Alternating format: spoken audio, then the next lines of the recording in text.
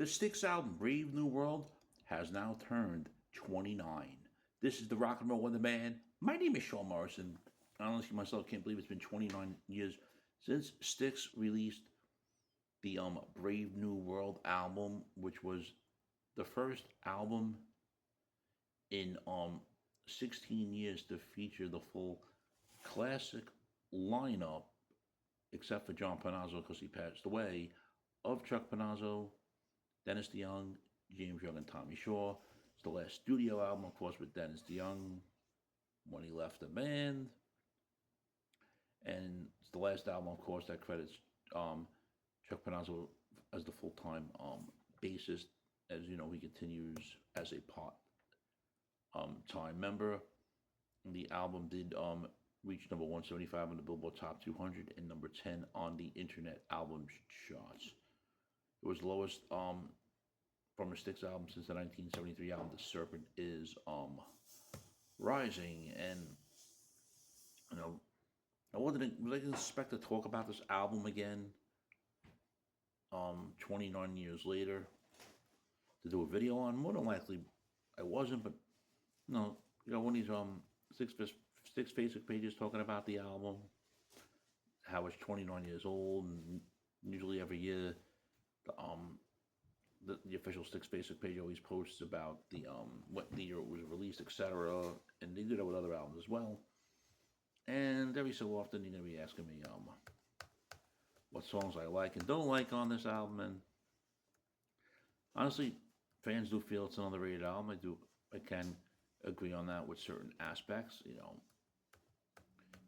got great songs that Tommy Shaw has on here, which are of course number one, Brave New World, which are two of my favorites on there, and of course I Will Be a Witness. And then let's not forget Best New Face, where that was actually released to radio as a single, and there was a CD single going around with that song, and there was extra guitars added to it. So there is a YouTube that has posted a while back, and it's always cool to hear that version as well. And then of course we um like the ones with that James Young did What Have They Done For You in Heavy Water, which also features Tommy Shaw performing on those as well. And then stuff that Dennis Young performed, did I really like a lot of the stuff he did on here? I'm gonna be honest with you, While There's Still Time can't be tolerated, even though he did use it for his Notre Dame soundtrack. And what else is there? And of course let's not forget Fallen Angel and Great Expectations. Could not really get into those as well. And then we have the High Crimes, Hip Hop and Misdemeanors, No Thank You, and Goodbye to Roseland was more tolerable, to be dead honest with you. And then of course let's not forget Just Fell In, the I call it the comedy song with Tommy Shaw singing, and the Brave New World reprise. And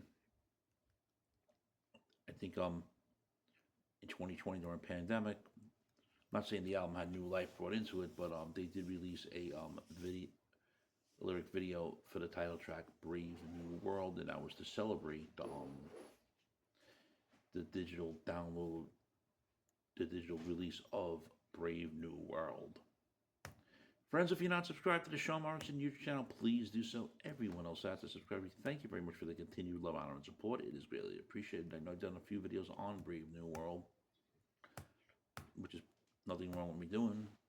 And I did see this tour and was able, in 1999, they did a lot of songs. I'm saying they played over 2 hours, and you had 4 songs from this album plus other material from the band's catalog, and there was no complaints with that at all.